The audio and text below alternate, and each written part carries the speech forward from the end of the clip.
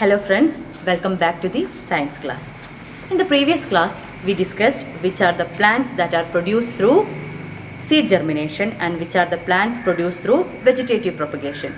In this class, we are going to discuss which are the advanced type of techniques that are used in the field of agriculture. Okay, just watch the video.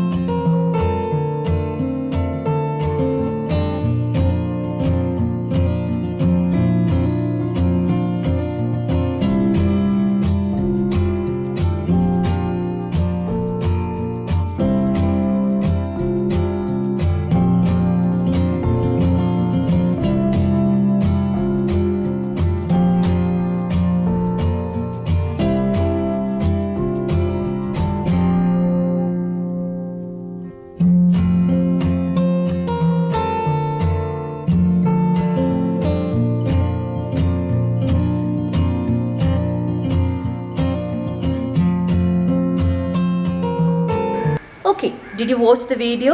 Yes. Through this video, you can see a new plantlets are producing through a new method. Is it? നിങ്ങൾ ഇതുവരെ കാണാത്ത ഒരു മെത്തേഡിലൂടെ ഒരു പുതിയ തൈച്ചെടി ഉൽപ്പാദിപ്പിക്കുന്നത് ഉണ്ടാക്കിയെടുക്കുന്നത് നിങ്ങൾ കണ്ടില്ലേ? ഈ രീതിക്ക് പറയുന്ന പേരാണ് for this method V are calling layering. ഈ രീതിക്ക് പറയുന്ന പേരാണ് ലെയറിംഗ് എന്ന്. ലെയറിംഗ് എന്ന് പറയുന്നത് ശരിക്കും പറഞ്ഞാൽ നമ്മളുടെ വെജിറ്റേറ്റീവ് പ്രൊപ്പഗേഷൻ്റെ ഒരു പുതിയ ഫോം തന്നെയാണ്, ഒരു പുതിയ രീതിയാണ്.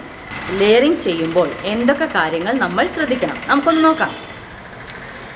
V have to select a plant first of all. നമ്മൾ എന്ത് ചെയ്യണം?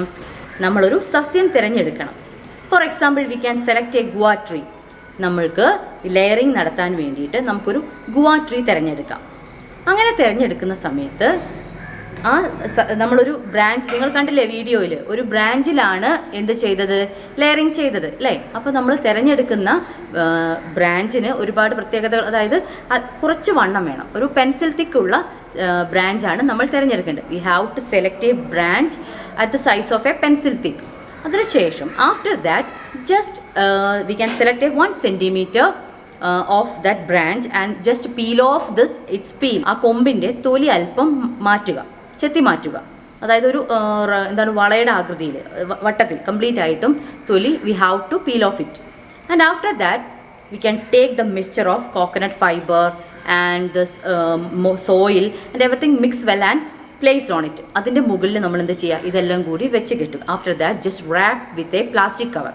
ഒരു പ്ലാസ്റ്റിക് കവർ ഉപയോഗിച്ച് നന്നായിട്ട് കെട്ടുക. അതിനുശേഷം നമ്മൾ എന്ത് ചെയ്യണം, we have to regularly give some water on it. അതായത് ആവശ്യത്തിന് മാത്രം ജലം കൊടുക്കുക, വെള്ളം നനച്ച് കൊടുക്കുക.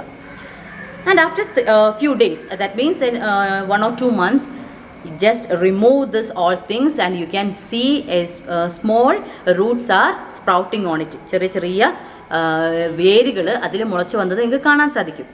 So you can just cut the place where this roots are there, and after you can replace or plant this small saplings into another place.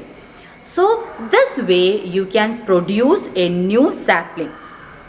The saplings have a lot of specialities. ഈ ഇങ്ങനെ ഉണ്ടാകുന്ന തൈച്ചെടിക്ക് ഒരുപാട് പ്രത്യേകതകളുണ്ട്. So we all know we are producing or we are getting plants from the seed germination. അല്ലെ, സാധാരണ നമുക്ക് തൈച്ചെടികൾ ലഭിക്കുന്നത് ഒന്നെങ്കിൽ വിത്ത് മുളച്ചാണ്. അങ്ങനെ വിത്ത് മുളച്ച് പുതിയ തൈച്ചെടികൾ ഉണ്ടായി അതിൽ കായ്ഫലം ലഭിക്കാൻ ഒരുപാട് സമയമെടുക്കും. But this method, that means in the layering, through that layering we are getting a saplings as the same qualities of the parent plant. അതായത് പാരന്റ് പ്ലാന്റിൻ്റെ എല്ലാ ഗുണങ്ങളോടും കൂടിയ തൈച്ചെടിയാണ് നമുക്ക് കിട്ടുന്നത്. അപ്പം നമ്മൾ ഇങ്ങനെ ഉണ്ടാക്കിയിരിക്കുന്ന തൈച്ചെടി ആ പാരന്റ് പ്ലാന്റിൻ്റെ ഏത് ഘട്ടത്തിലാണ് നമ്മൾ ഉണ്ടാക്കിയതെങ്കിൽ, അതിപ്പോൾ പൂയിടാനോ അല്ലെങ്കിൽ കായ്ഫലം ലഭിക്കാനായ ഘട്ടത്തിലാണെങ്കിൽ നമ്മൾ ഉണ്ടാക്കിയ ഈ സാപ്ലിങ്സിൽ നിന്നും we are getting or the flowering and fruiting is very faster.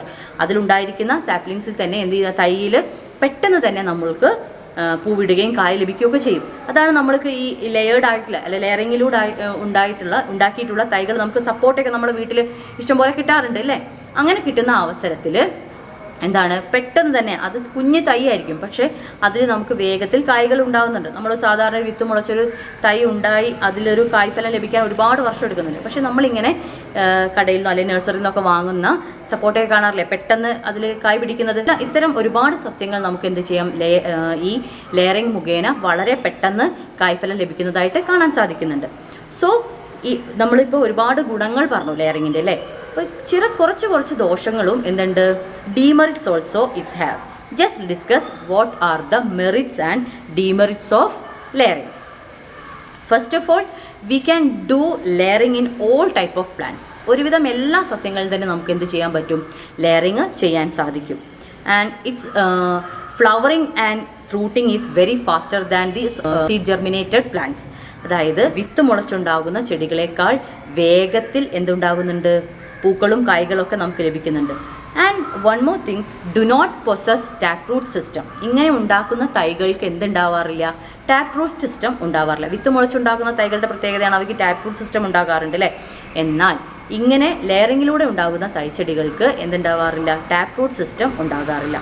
അതുപോലെ തന്നെ മറ്റൊരു പ്രധാനമാണ്, we have to give more care. നമ്മൾ എന്ത് ചെയ്യണം, ഒരുപാട് കെയർ, പരിചരണം വളരെയധികം.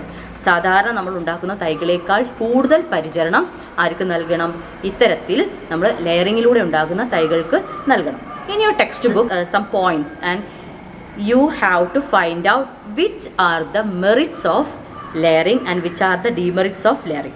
Just make a table and write which are the merits and which are the demerits in your notebook. Now we discussed layering, and now we are going to discuss another type of technique that are used in this field of agriculture, that is grafting. Grafting എന്ന് പറയുന്ന method അല്ലെങ്കിൽ ആ രീതി നിങ്ങൾ കണ്ടിട്ടുണ്ടോ? Let's watch the video.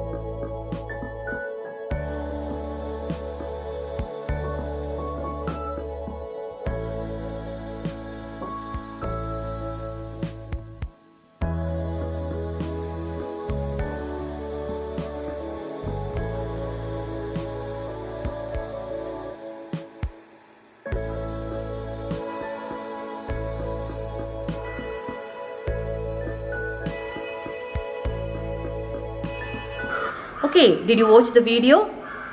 Yes, through this I think you get how this grafting is doing.